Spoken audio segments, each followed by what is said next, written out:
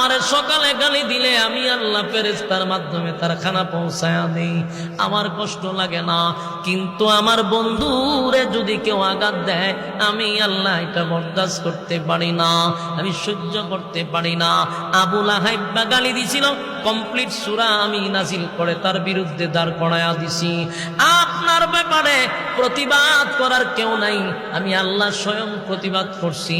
এখন আপনারে তারা আবেতার বলে গালি দেয়, আপনারে নির্বংশা বলে গালি দেয়, আপনারে আটকুড়া বলে গালি দেয়, প্রতিবাদ করার কেউ নাই, কেউ নাই, কেউ নাই, কেউ প্রতিবাদ করে না।